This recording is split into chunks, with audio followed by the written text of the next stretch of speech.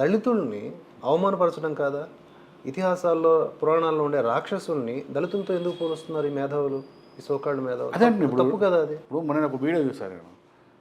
రావణాసుని మా రాజు మా దేవుడు అని చెప్పాను. రావణాసుడు ఎవరు? బ్రాహ్మణుడు కదా.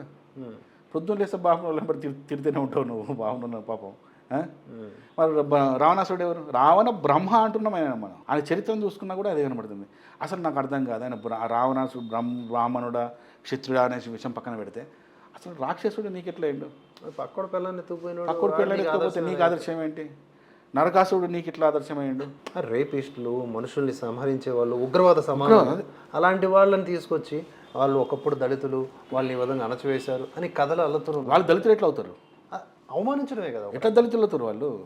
అసలు ఇప్పుడు హిందూ సమాజంలో ఉన్న దళితులు ఎస్సీ ఎస్టీ వాళ్ళు నిజమైన దళితులు వాళ్ళు చెప్పాలి కదా. రావణాసురుడు దళితులు అసలు ఎక్కడ లింక్ ఉంది? అసలు లింక్ ఎక్కడ ఉంది? వీళ్ళు కలిపేస్తారన్న. ఇప్పుడు శ్రీకృష్ణుడు మాదిగలు ఉన్నారు. మాదిగల మూల పురుషుడు ఎవడు? జాంబవంతుడు. జాంబవంతుని కూతుర్ని పెళ్లి చేసుకున్నాడు ఎవరు? శ్రీకృష్ణ పరమాత్ముడు. అరే మనందరికీ దేవుడు అయితే వాళ్ళకి ఇంటి అల్లుడే, వాళ్ళకి ఎంత హక్కు ఉంటుంది వాళ్ళకి? కరెక్ట్. మరి శ్రీకృష్ణుని వదిలిపెట్టేసి నరకాసురుడు ఏంది, రావణాసురుడు ఏంది?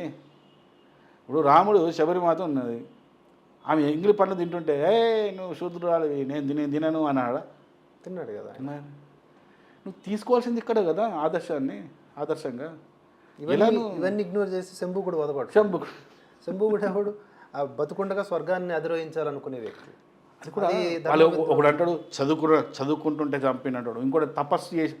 అరే చదవండిరా, ఎవడో ఏదో చెప్పింది పీడిఎఫ్లు కాదురా. ఒకసారి ఆ గ్రంథం రామాయణం ఉంటుంది, దాన్ని తీసి చదవండి.